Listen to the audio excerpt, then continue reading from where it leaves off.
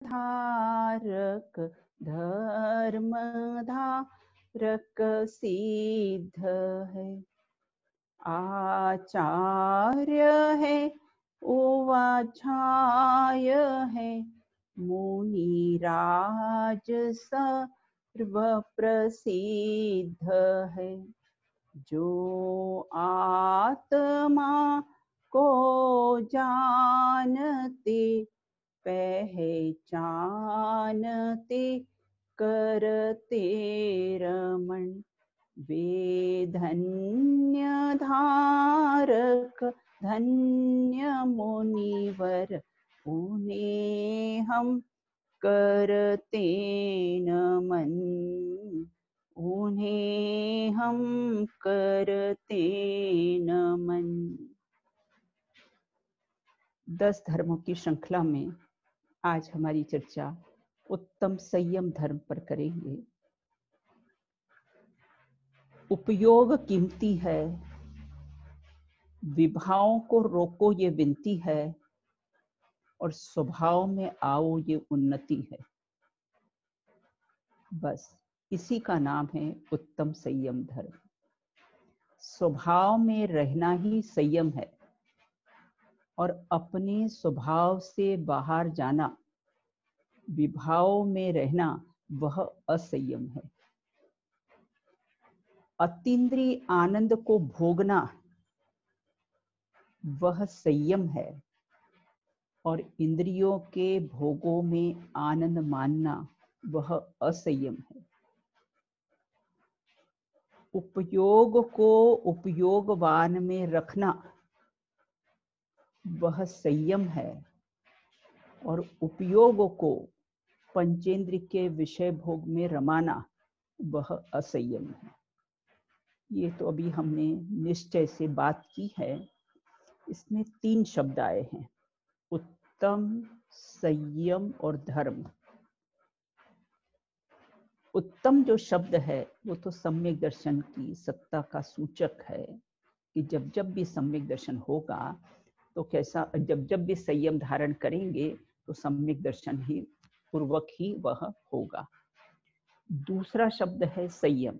अभी तो हमने निश्चय से उसकी डेफिनेशन देखी है। अब हम संयम का शाब्दिक अर्थ देखते हैं। सम प्लस यम।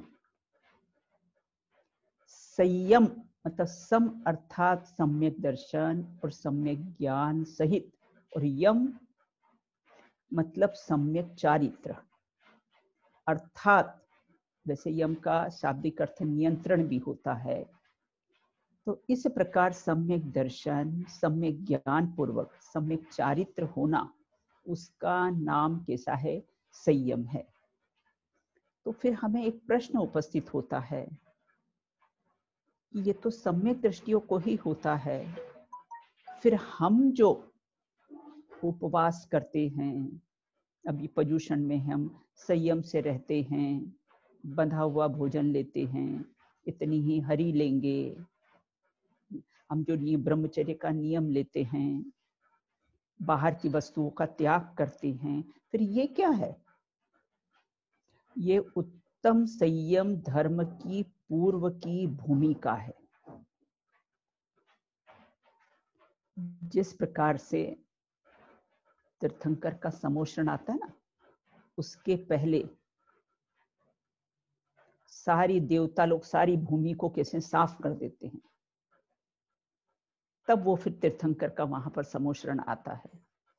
उसी प्रकार से उत्तम संयम धारण करने की ये पूर्व की भूमिका है। चित्त की शुद्धि के लिए ये सदाचारमय ऐसा जीवन होता ही है, और ऐसे परिणाम आए बिना रहते नहीं है। और ऐसे संयम धर्म का पालन मुनिराज करते हैं और श्रावक करते हैं। श्रावक इसका एक देश पालन करते हैं, मुनिराज इसका सर्वदेश पालन करते हैं। संयम अंश जग्यो जहां, भोग अरुचि परिणाम, उदय प्रतिज्ञा को भयो, प्रतिमा ताको नाम। जो अणुव्रतधारी होते हैं, जिनको दो कषाय चौकड़ी का अभाव होता है, जैसे एलक, क्षुल्लक, आरिकाएं, श्रावक और श्राविकाएं, इन सबको अन्याय, अनीति और अभक्ष के त्यागी और 11 प्रतिमाओं की उन पर कैसा है, वो 11 प्रतिमाओं को धारण करते हैं। ऐसे ये श्रावक का संयम होता है और मुनिराज 28 मूल गुणों का पालन करते हैं।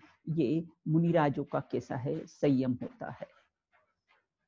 दूसरा इस प्रकार सम प्लस यम, दूसरा अर्थ है इसका। सम मतलब सम्यक दर्शन पूर्वक, यम अर्थात जीवन पर्यंत जो हमने नियम लिया है वो आजीवन, जीवन पर्यंत फिर उसका कैसा है, नहीं छोड़ा जाता है। जैसे एक बार मुनि दीक्षा ली, अब वो जीवन पर्यंत। हमने रात्रि भोजन का त्याग किया है, जीवन पर्यंत। आलू प्याज इत्यादि का त्याग किया है, जीवन पर्यंत। छाई सम्यक दर्शन प्राप्त होता है, एक बार प्राप्त होता है, वो जीवन पर्यंत ही रहता है। और संयमन अर्थात उपयोग को पर पदार्थ से समेटकर अपने आत्म सन्मुख में सीमित करना, उसका नाम संयम है। शिव मंदिर पूजन में भी आता ना, कर सीमित निज ज्ञान को प्रगट्यो पूर्ण ज्ञान। अपने उपयोग को सब ओर से सीमित कर लिया है, समेट लिया है, उसका नाम कैसा है, अपना संयम कहा है। और बाह्य में 5 इंद्रियों के विषय भोगों का कैसा होता है, निग्रह हो जाता है। मुनिराज की अपेक्षा से 5 समितियों का व्यवहार से पालन होता है। देखो, जिस प्रकार से बीज के बिना वृक्ष की उत्पत्ति नहीं है, वृद्धि नहीं है, पूर्णता नहीं है, अर्थात केवल ज्ञान की प्राप्ति नहीं होती है, उसी प्रकार से सम्यक दर्शन के बिना संयम की उत्पत्ति नहीं, वृद्धि नहीं और उसकी परिपूर्णता नहीं। परिपूर्णता तो कैसा है, 12वें गुणस्थान जब यथाख्या चारित्र होता है तब उसकी परिपूर्ण दशा प्राप्त होती है। और संयम वही है जो सम्यक्त का अविनाभाव हो। फिर से क्या कहा, संयम वही है जो सम्यक्त का अविनाभाव हो, अन्य नहीं। एक पहला सेंटेंस भी जो मैंने बोला था ना, वो भी आप याद रखना। उपयोग कीमती है, विभाव को रोको ये विनती है, और स्वभाव में आओ ये उन्नति है। बस इसी का नाम संयम। अब ये संयम की महिमा बहुत गाई जाती है ना, क्यों गाई जाती है? देखो, 3 शब्द आए थे ना, उत्तम, संयम और धर्म। धर्म किसे कहते हैं? बहुत सारी डेफिनेशंस आगम में आती है। वत्थु स्वभाव धम्मो, चारित्रम खलु धम्मो, आदि आदि। यहाँ कहते वत्थु स्वभाव धम्मो। देखो, धर्म किसे कहते हैं? वत्थु स्वभाव धम्मो, वस्तु का स्वभाव ही धर्म है। वस्तु अर्थात 6 द्रव्य। तो 6 द्रव्य में मैं भी तो एक वस्तु हूं ना, जीव द्रव्य हूं, तो मैं भी कैसा हूं, एक वस्तु हूं ना। और वस्तु किसे कहते हैं? जिसमें अनंत गुण रहते हैं, बसते हैं, उसको वस्तु कहते हैं। तो मैं भी एक वस्तु हूं और मुझ में भी अनंत गुण रहते हैं। और वस्तु स्वभाव, उस वस्तु का स्वभाव क्या है, अर्थात मेरा स्वभाव क्या है? ज्ञाता दृष्टा रहना। ये मेरा कैसा है, स्वभाव है। तो ये वत्थु स्वभाव धम्मो अर्थात ज्ञाता दृष्टा रहना ही धर्म है। बाकी सब कर्म और धर्म के नाम से भरम है। जैसे 3 शब्द आए थे ना, उत्तम, संयम और धर्म। अब यहाँ ये कहते ये संयम की महिमा बहुत गाई जाती है, और वास्तव में संयम की महिमा गाना भी चाहिए। जिस बिना नहीं जिन राज सुइजो तू रुलियो जग कीच में, पूजन की पंक्तियों में भी आता है ना कि संयम के बिना इस संसार रूपी कीचड़ में रुलना पड़ेगा, और संयम को धारण करने से तीर्थंकरों को भी मुक्ति नहीं होती है। संयम उन्होंने भी धारण किया ना, उसके बिना किसी मुक्ति नहीं होती है। तो ये किस्सा है, तो सम्यक दर्शन और सम्यक ज्ञान, इसको परंपरा मोक्ष का कारण कहा है, और सम्यक चारित्र को अर्थात संयम को साक्षात मोक्ष का कारण कहा है। इसलिए इस संयम के बिना हम अनादि से चारों गतियों में कैसे हैं, रुल रहे हैं। ऐसे सम्यक दर्शन को कैसा है, साक्षात ये परम कारण कहा है। बहुत से लोग कैसा है, तर्क करते हैं। जानते हो, जो ये संयम के बिना देवता लोग भी तरसते हैं। देखा होगा आपने पंचकल्याण में भूमि गोचरी और देवताओं के बीच में युद्ध का जो सीन बताया जाता है, ऐसे संयम के लिए देवता लोग भी तरसते हैं। सर्वार सिद्धि के देव जो दिन रात आत्मा की चर्चा करते हैं, 33 सागर की जिनकी आयु होती है, 33,000 वर्ष के बाद कंठ से अमृत झरता है, मुख गीला नहीं होता है, और तृप्त तृप्त हो जाते हैं। फिर 33 सागर में 33,000 वर्ष के बाद, और ऐसे देवता, और कितना जो सौधर्म इंद्र होता ना, ताल में ताल मिला लेता है। गति इतनी फास्ट होती है कि हमने एक ताली ये ऊपर हाथ किया और उतनी देर में वो 3 लोग के अपने 2.5 दीप के जितने भी अकृत्रिम जिन चैत्यालय है ना, सबके दर्शन करके वापस ताल में ताल मिला लेता है। इतना तीव्र गति से गमन होता है, इतने वैभवशाली। फिर भी वे कहते हैं कि हमारा सारा वैभव ले लो और हमें कुछ समय के लिए संयम दे दो। तो सोचो उस संयम की कितनी महिमा होगी, जिसके लिए देवता लोग भी कैसे हैं, तरसते हैं। बहुत से लोग ऐसा कुतर्क करते हैं, क्या दम है उपवास में, आत्मा तो खाता ही नहीं है,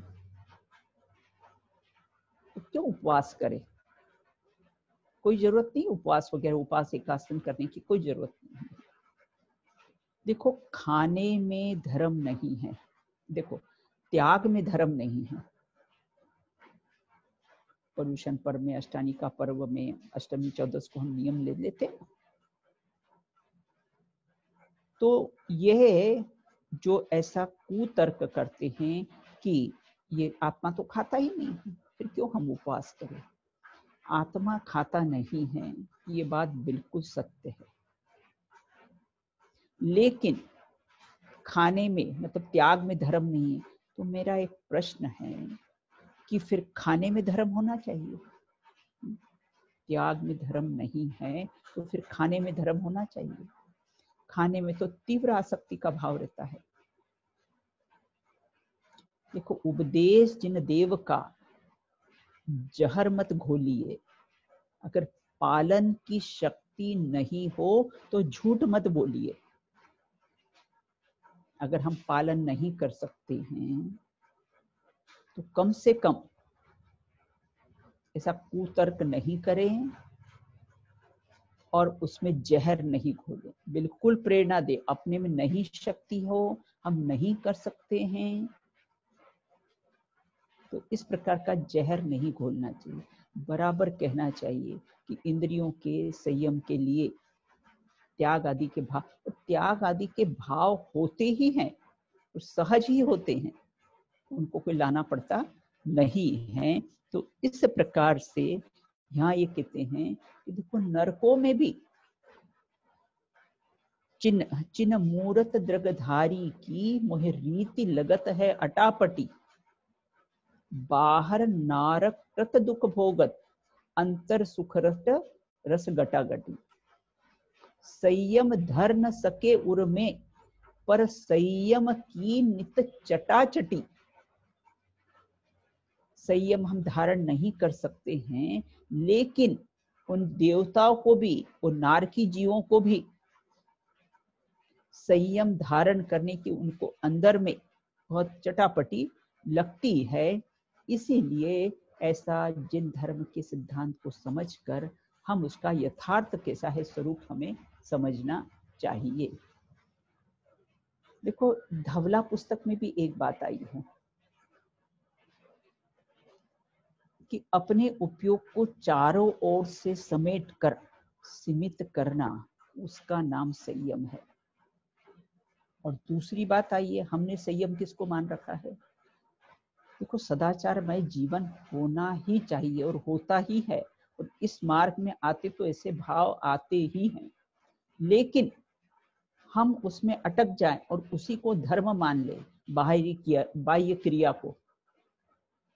श्रीमद् रायचंद्र जी ने लिखा है, यम नियम संयम आप लियो, वनवास रयो मुख मौन रयो, दृढ़ आसन पद्म लगायहियो, फिर भी कछु हाथ हजू न पर्यो। संयम के नाम से दृढ़ आसन लगा लिया, वनवास में चले गए, मौन हो गए, सब कुछ कर दिया, लेकिन फिर भी कछु हाथ हजू न पर्यो, क्योंकि वो क्रिया में ही धर्म मानकर हम उसमें संतुष्ट हो गए।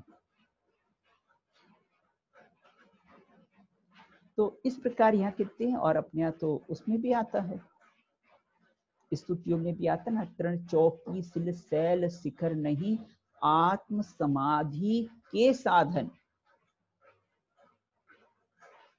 तृण में बैठ गए, है ना, ये सूखी घास का उपयोग किया और चौकी लगा ली, चटाई लगा ली, ये कोई समाधि के साधन नहीं है। समाधि तो कैसी है? अपने स्वरूप में समा जाना, उसका नाम समाधि है।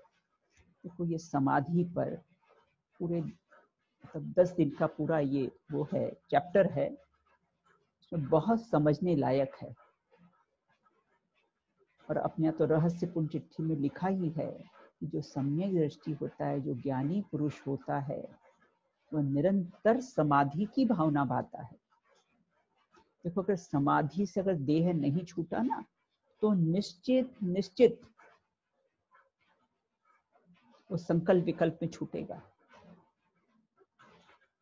वेंटिलेटर पर देह नहीं छूटे, हॉस्पिटल में देह नहीं छूटे, देह के साथ समाधि से छूटे, तो भावना भाएंगे तो भावना से भवन खड़ा होगा। तो इस प्रकार यहाँ ये कहती है, बाय में सारी क्रिया कर ली और उसको संयम मान बैठा है, तो उससे संयम होने वाला नहीं है। तो स्वरूप में समा जाना, उपयोग को अपने आत्म स्वरूप में सीमित कर देना, संयमित कर देना, उसका नाम कैसा है? संयम है। अब आगे कहते हैं, संयम के भेद 2 प्रकार के बताए हैं। देखो, वास्तव में तो संयम एक ही प्रकार का होता है, रत्नत्रय एक ही संयम है, लेकिन जीवों की रक्षा के कारण उसके कैसे हैं? 2 भेद किए हैं, एक इंद्रिय संयम और एक प्राणी संयम। 5 इंद्रिय के विषय भोग, स्पर्शन इंद्रिय के 8, रसना के 5, घ्राण के 2, चक्षु के 5, कर्ण के 7 प्लस मन, ऐसा 28 भेद इंद्रियों के आगम में आए हुए हैं। तो ये इंद्रियों का कैसा है? इंद्रिय संयम। ये पंचेंद्रिय विषय भोगों का कैसा है? ये 5 इंद्रिय के विषय भोगों को जो 28 भेद बताए हैं, उसका संयम। और दूसरा प्राणी संयम, निगोद से लेकर समस्त पंचेंद्रिय जीव त्रस्त स्थावरा, समस्त जीव की रक्षा का भाव, वह कैसा है? प्राणी संयम है। एक बार की कोई घटना पढ़ने में आई थी। पति पत्नी थे। पति नॉनवेज का सेवन करते थे। पत्नी को यह बात अच्छी नहीं लगती थी। एक बार पत्नी ने अपने पति से पूछा कि संसार में आपको सबसे प्यारी वस्तु क्या है? तो पति ने कहा कि संसार में सबसे प्यारी वस्तु तो कैसा है? अपना जीव, मैं स्वयं। तो बोले, जब तुमको अपना जीव प्यारा लगता है तब और जो समस्त प्राणी हैं उनको भी तो अपना जीव प्यारा लगता होगा। प्रत्येक प्राणी को अपना अपना जीव प्यारा लगता है। मरना कोई नहीं चाहता है। जैसे तुमको अपना शरीर प्यारा लगता है, आपको अपन स्वयं प्यारे लगते हैं, ऐसे प्रत्येक प्राणी को स्वयं प्यारे लगते हैं। तो इसलिए उस दिन से उसने फिर वो नॉनवेज का कैसा है भक्षण छोड़ दिया है। तो यहाँ ये कहते हैं, और अपना काय छयो प्रतिपाल पंचेंद्रिय मन वश करो। तो इस प्रकार से देखो, आत्मानुशासन में लिखा है कि पंचेंद्रिय मन वश करो। 5 इंद्रिय और 6ठा मन को हाथी की संज्ञा दी है। 5 इंद्रिय और 6ठे मन को हाथी की संज्ञा दी है। 5 इंद्रिय और 6ठा मन को बहुत विषय भोगों में, ये 5 है ना, 5 इंद्रिय 6ठा मन, ये हाथी बहुत विषयों में विचरण कर रहा है। इसको वैराग्य रूपी स्तंभ से बांध दो। हाथी को बांध दिया जाता है, इसको वैराग्य रूपी स्तंभ से बांध दो और मन रूपी हाथी और ज्ञान रूपी महावत को गिरा दिया है। क्या कहा है? मन रूपी हाथी ने ज्ञान रूपी महावत को गिरा दिया है और सुमति रूपी साकल के टुकड़े टुकड़े कर दिए हैं। गुरु वचन रूपी अंकुश की उपेक्षा करता है। कौन? वो 5 इंद्रिय और 6ठा मन रूपी हाथी।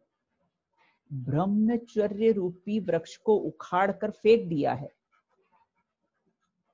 और पाप रूपी धूल से स्नान कर रहा है। ये हाथी का वर्णन किया है। हाथी करता है गज स्नान। पहले तो नहाएगा पानी में, फिर सारी धूल अपने ऊपर डाल लेगा। तो पाप रूपी धूल में स्नान कर रहा है। अब प्रश्न होता है कि इस मन रूपी हाथी को वश में करे कैसे? इसको वश में करने के लिए ज्ञान रूपी महावत को खड़ा करो। सुमति रूपी साकल, गुरु वचन रूपी अंकुश और वैराग्य रूपी वृक्ष से बांध दो। तो उसका जो चंचल मन है वह शांत हो जाएगा। ये इस 5 इंद्रियों और मन को अंकुश करने का कैसा है उपाय है। देखो, आपने सब बचपन से 55 तक सभी ने मदारी का खेल देखा होगा। वो मदारी उस बंदरिया को कहता है, अब अपना पापी पेट दिखाओ। वो सबको अपना पापी पेट दिखाती है। तो जो भी वो आदेश देता है, वो बंदरिया उसका सब आदेश का पालन करती है। यहाँ ये कहते कि स्वयं मदारी बनो। स्वयं मदारी और इंद्रियों को बंदरिया बनाओ। ये बार बार खाने को मांगे, इसको संबोधन करो। 3 लोक को ना जजु खाए, मिटे न भूख कड़ा न लहाए। देखो, स्वयं को उपदेश देने की आदत डालो कि कितना 3 लोग का अनाज खाया फिर भी कैसा है, तृप्त नहीं हुआ है, और इसके गुलाम मत बनो। मुनिराज ने सिकंदर को कहा था ना, जब सिकंदर ने कल्याण मुनि को कहा था, क्योंकि वहां से कहा था ना कि आप सारा धन वैभव तो हिंदुस्तान से लूट कर लाओगे ही, लेकिन वहां के ऋषि मुनि बहुत अच्छे होते हैं, उनको भी लेकर आना। तो जब वो वापस यूनान लौट रहा था, तब उसको याद आया, तब अपने सेनापति को भेजा कि जाओ मुनिराज ऋषि मुनि को ले आओ, अपन यहाँ से चलेंगे। तो जब लेने के लिए गए, मुनिराज ऐसे किसी के बुलाने पर जाते हैं? तो मुनिराज ने एक सेंटेंस कहा है, मैं गुलामों के गुलाम की आज्ञा में नहीं चलता हूं। क्या अर्थ हुआ इसका?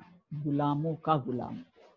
ये इंद्रियों को मैंने अपना गुलाम बनाया है, मैं अपने अनुसार उसको चलाता हूं, उसके अनुसार नहीं चलता हूं। और उसी इंद्रियों की तुम गुलामी करते हो, तो तुम तो कैसे गुलामों के गुलाम हो। तो इस प्रकार से अपने अनुसार चलाना, इसके अनुसार नहीं चलना। और देखो, जब हम इस प्रकार का विचार करेंगे ना, तो ये सुख इंद्रियों का नहीं। सुख बुद्धि कैसे उड़ेगी? सुख इंद्रियों का नहीं, इंद्रियों से नहीं, क्योंकि इंद्रियों में नहीं। सुख इंद्रियों में है, सुख इंद्रियों में होता तो मृत व्यक्ति को भी सुखी होना चाहिए। उसके मुख में, मृत व्यक्ति के मुख में अगर हमें एक रसगुल्ला रख दे, बोले वाओ वेरी टेस्टी, और खड़ा हो जाएगा। सुख अगर इंद्रियों में होता तो सुख इंद्रियों का नहीं, सुख इंद्रियों से नहीं, क्योंकि सुख इंद्रियों में नहीं, तो फिर कहां है? सुख आत्मा का है, आत्मा से है, क्योंकि आत्मा में है। ये निर्णय जब हो जाएगा, तब क्या होगा? ये पंचेंद्रिय के विषय भोग की प्रवृत्ति हमारी टूट जाएगी, और पंचेंद्रिय के विषय भोग से हमारे संयमित हमारा जीवन हो जाएगा। देखो, स्वर्गों में संयम होता नहीं है। और ये जो संयम 12 प्रकार के बताए हैं ना, 12 प्रकार के कैसे हैं? 5 इंद्रिय और एक छठा मन, 6 तो ये हो गए, और 5 स्थावर और एक त्रस्त, 6 ये हो गए। तो 12 प्रकार के व्रत का पालन करना चाहिए। और 12 प्रकार के, देखो मुनिराज तो सर्वथा पालन करते हैं, लेकिन हमें इसका कैसा है, आंशिक रूप में इसका पालन करना चाहिए। देखो कैसा इसका प्रैक्टिकल प्रयोग करें। एक दिन और शायद मैंने बताया था कि हम बाथरूम में स्नान करते हैं या रसोई इत्यादि बनाते हैं, तो स्नान करते समय चींटियां आती हैं, और हमें अभी मंदिर में वो रत्नकंठ शावकाचार्य का प्रवचन चल रहा है, वह सुनने जाना है, जिसमें जीव दया की बात आती है, और हमने फौरन पानी सब बहा दिया, क्योंकि हमें वो जीव दया की बात सुननी है। अरे हम अगर उनको सावधानी पूर्वक बाथरूम में थोड़ा सा साइड में करते हैं, तो वह भी वो रत्नकंठ शावकाचार्य का स्वाध्याय ही है। ये कैसा प्रैक्टिकल है। तो इस प्रकार से यहाँ ये कहते हैं कि पूजन में भी आता है कि संयम रतन समाल विषय चोर बहु विरत है। देखो, और संयम कहीं पल ही नहीं सकता है, 3 गतियों में संयम नहीं है। मात्र ये ऊर्ध्व गति में संयम नहीं है, उस 33 सागर की आयु में 33,000 वर्ष के बाद कर्ण से अमृत झरे तो भी असंयमी, और यहाँ का पंचम गुणस्थानवर्ती अगर दिन में 2 बार भक्षण करे तो भी वह संयमी। बोले ऐसे कैसे न्याय? वहां एक कषाय चौकड़ी के अभाव पूर्वक स्थिरता है और यहाँ पर 2 कषाय चौकड़ी के अभाव पूर्वक स्थिरता है, इसलिए इनको कैसा है? संयमी कहा है। और सर्वार्थ सिद्धि के देव कहाँ है? देव कहाँ है? देवगति अपने मध्य लोक से आड़े बाल बराबर, इतना अंतर है। मध्य लोक से आड़े बाल बराबर और वहां से ऊर्ध्वलोक शुरू होता है। 16 स्वर्ग, 9 ग्रेवेक, 9 अनुदीस, 5 अनुत्तर, जिसमें सर्वार्थ सिद्धि का बीच में विमान है, और उससे 12 योजन ऊपर सिद्धशिला है। लेकिन वहां से जाने की व्यवस्था नहीं है कि वहां से चला जाए, उसको यहाँ मनुष्य पर्याय में जन्म लेना पड़ेगा। ये हमारी जो मनुष्य पर्याय है ना, ये मोक्ष जाने का जंक्शन है, यहीं से मोक्ष जाया जाएगा। बाकी और अन्य गति, चाहे वो देवगति से 12 योजन ही ऊपर हो, और सिद्धशिला में भी सिद्ध परमेष्ठी नहीं रहते हैं, उससे भी 7,573 धनुष की ऊंचाई पर तनुवात के अंत सहायक हो, सब सिद्ध नमो सुखदायक हो। तनुवात वलय के अंत में ये तनुवात, और यहाँ जाके कैसे सिद्ध परमेष्ठी ऐसे ठहर जाते हैं। ये तनुवात वलय है, तो यहाँ जाके सिद्ध परमेष्ठी ऐसे ठहर जाते हैं। पद्मासन हो, खड़गासन हो, जैसे भी हो। जैसे हम यहाँ से बलून छोड़ते हैं ना, जो गैस का बलून छोड़ते तो क्या होता है? वो ऊपर छत पर जाकर लग जाता है, क्योंकि उसके आगे जाने की व्यवस्था नहीं है। ऐसे देवगति में भी वहां से आकर यह मनुष्य पर्याय धारण करके यहाँ से फिर जाने का है।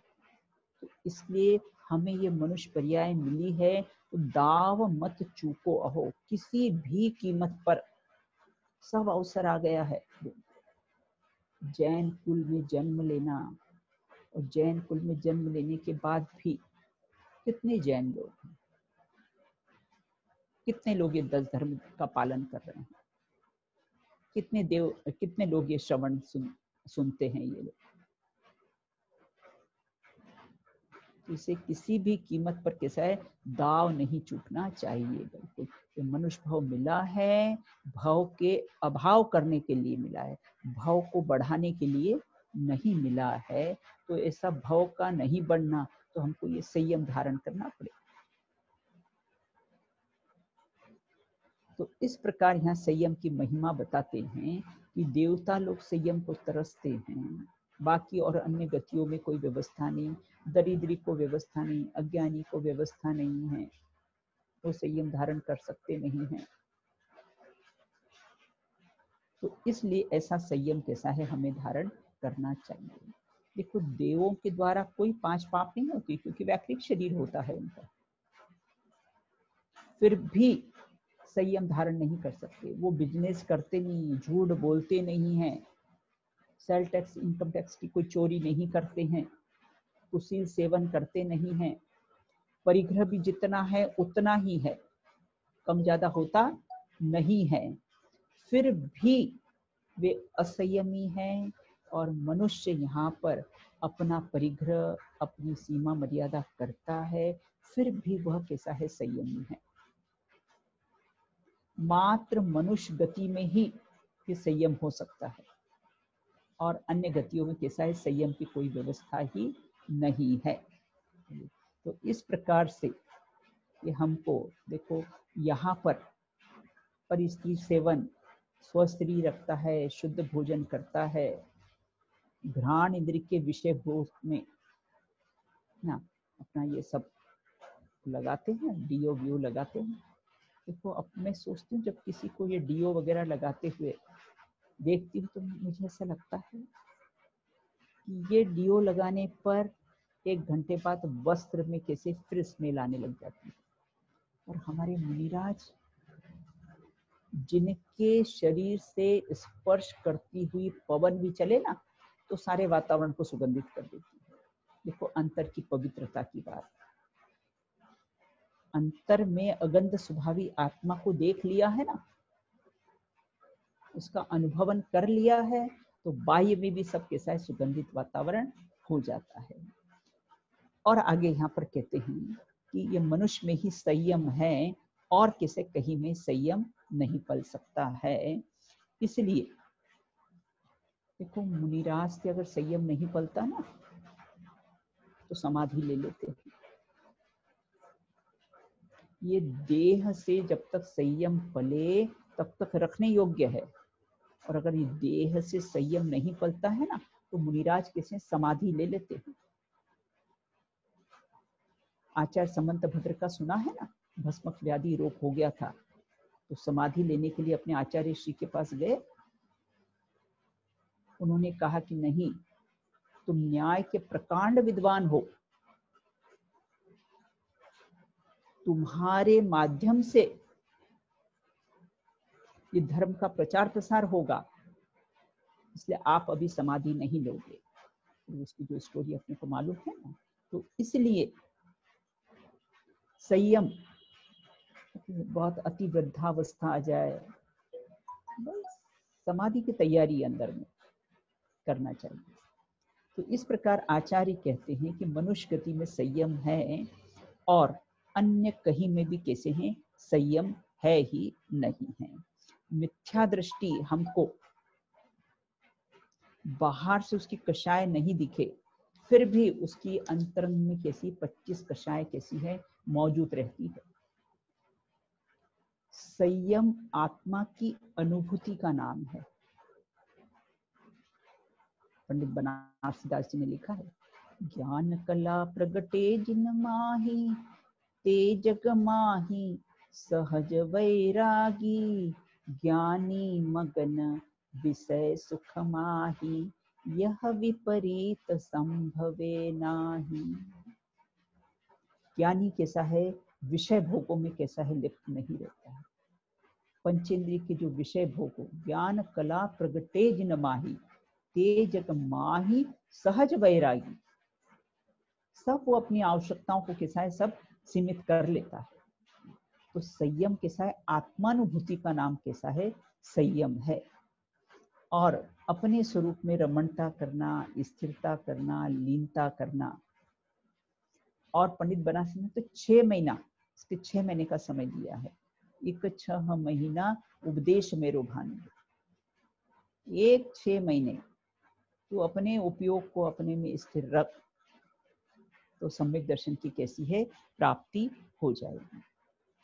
देखो आत्मा को जानना ज्ञान है, और आत्मा को जानते रहना तो चारित्र अर्थात कैसा, संयम अर्थात कैसी है, स्थिरता है।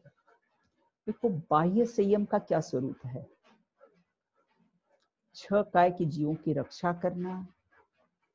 6 काय में कैसे, हम भी एक जीव हैं। 6 काय के जीव में हम आए कि नहीं, तरस में हम आए कि नहीं आए, तो हम आए ना। तो 6 कायों की जीवों की रक्षा करना, तो सबसे पहले तो यहाँ कहते स्वदया पले बिना पर दया पल ही नहीं सकती। तो पहले अपने पर तो दया कर कि मैं भी एक जीव हूं। और कहां तक ये ट्रांसफर, यहाँ 5-50 वर्ष की आयु पूरी करी, फिर ट्रांसफर, फिर और जन्म लिया ना, जवानी में सारा धन वैभव इकट्ठा किया, और वृद्धावस्था में बंधुजन को छोड़कर सब चल दिए। तो एक बार अपनी दया तो देखो, स्व की दया पाले बिना पर की दया पली नहीं सकती, क्योंकि जो अपने को जीव मानेगा, जो एक ने जाने ते सर्व ने जाने, जो एक को जानेगा वही सबको जीव जानेगा ना। और जो अपने को ही जीव नहीं जानेगा वो दूसरों को कैसे जीव जानेगा। तो इसलिए ये टूरिंग जॉब सब बंद। कहां तक, हमें अपनी रक्षा का भाव क्यों नहीं आता है, और पर की दया का भाव आता है हमें। और अपनी रक्षा का भाव क्यों नहीं आता है? तो सबसे पहले तो हमें अपनी रक्षा के बारे में सोचना चाहिए। पंडित टोडरमल जी साहब ने भी यही कहा है कि अनादिकाल से दूसरों को देखा है, लेकिन देखने वाले को नहीं देखा है, जानने वाले को जानता नहीं है। हे अंध प्राणी, हमें अंधा कह दिया है। हमारी तो 2 आंखें हैं और चश्मा लगा लिया तो 4 आंखें हो गई। तो यहाँ ये कहते कि इस प्रकार से देखने वाले को देख, जानने वाले को जान। तो देखने वाले को देखेगा और जानने वाले को जानेगा ना, तो बाहर में ऑटोमेटिक ही कैसा है, संयम पल जाएगा। अब यहाँ ये कहते इंद्रियों के 2 पक्ष होते हैं, एक भोग पक्ष होता है और कैसा होता है, एक ज्ञान पक्ष होता है। तो भोग पक्ष,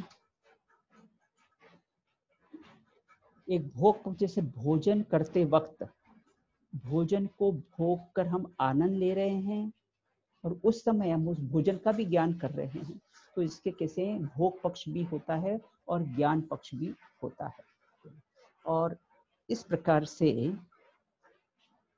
चर्चा तो और थी, लेकिन अपना समय हो जाता है। संयम रतन समाल विषय चोर बहु फिरत है।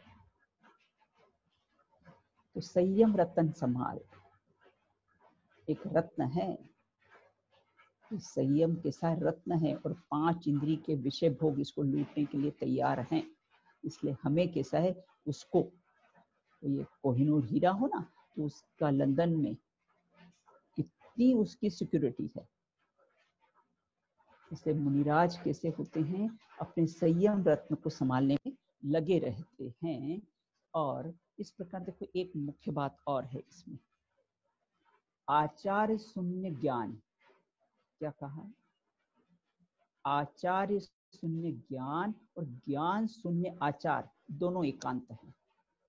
फिर से, आचार्य शून्य ज्ञान, बाहर में आचार्य बिल्कुल ना शून्य है, अद्वा तद्वा खा रहे हैं, पंचेंद्रिय विषय भोग में बहुत लिप्त हैं ऐसे, और ज्ञान बहुत हो गया, शास्त्र ज्ञान बहुत हो गया है, और ज्ञान शून्य आचार्य, और ज्ञान कुछ नहीं है और बाहर में शरीर की क्रिया बहुत पाल रहे हैं, तो दोनों एकांत है।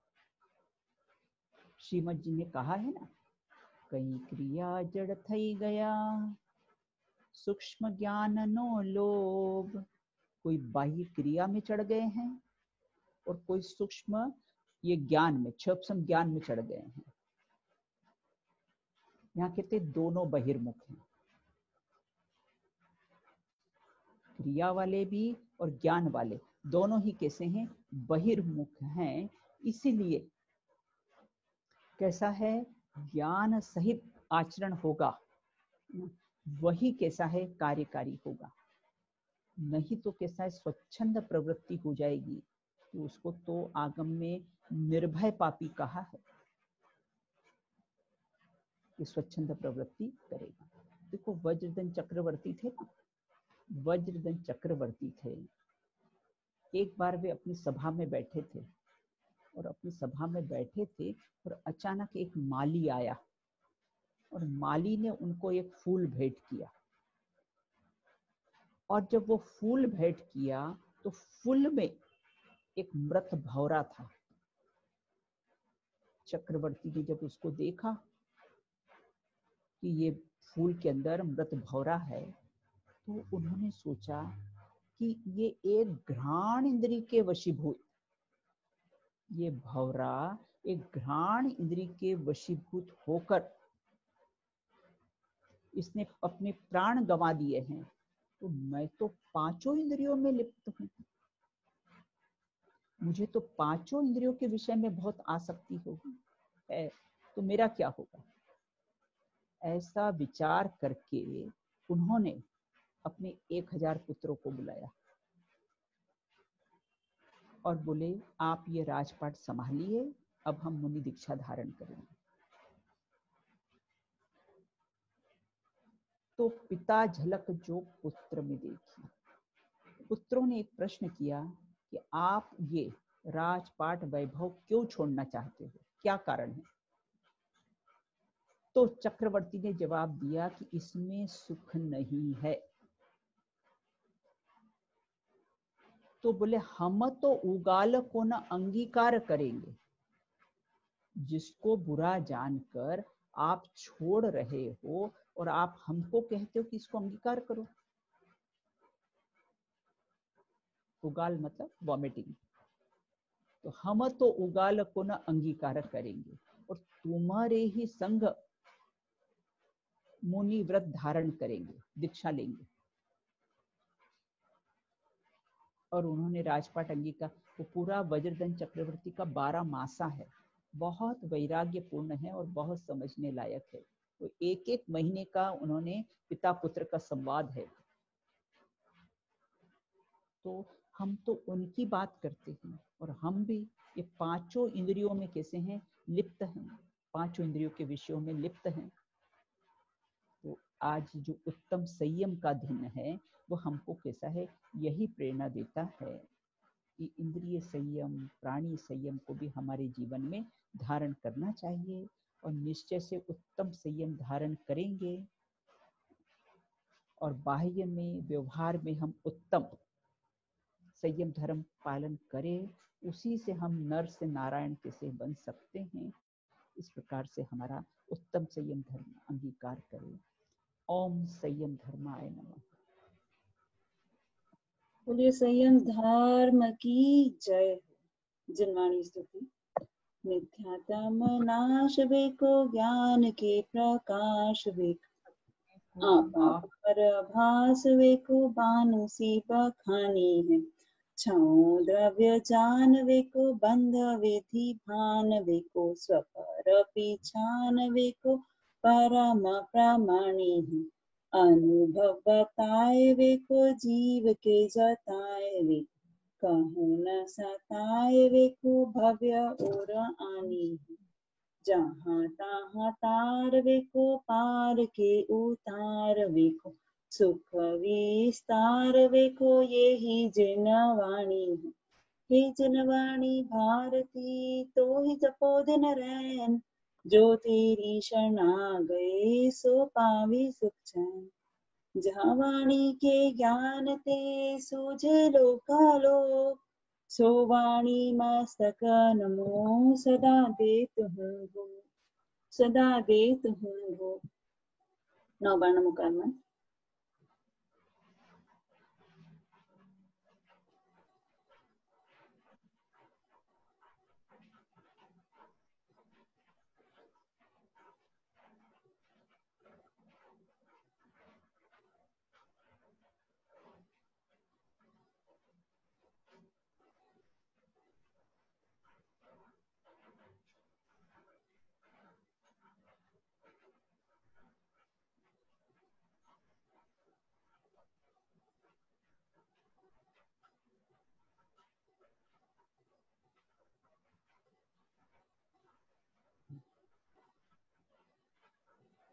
जनवाणी माता की जय हो।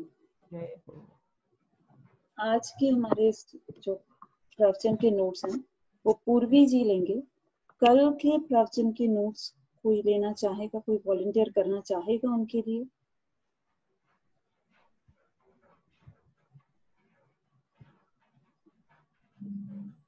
मैं लिख लेता हूँ। ठीक है भैया, थैंक यू सो मच। अपन प्रश्न ले लेते हैं, प्रवचन से संबंधित अगर कोई प्रश्न हो तो वो अपन ले सकते हैं।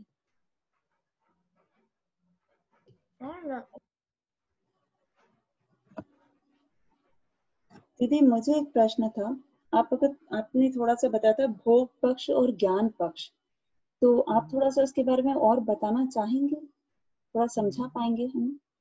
बराबर।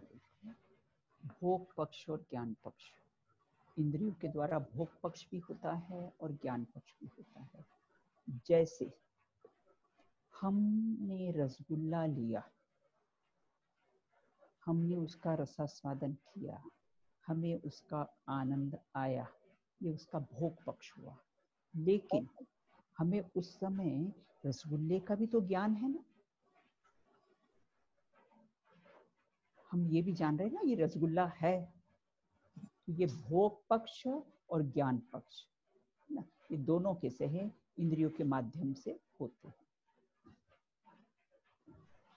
ओके दीदी, थैंक यू। और कोई प्रश्न है ना?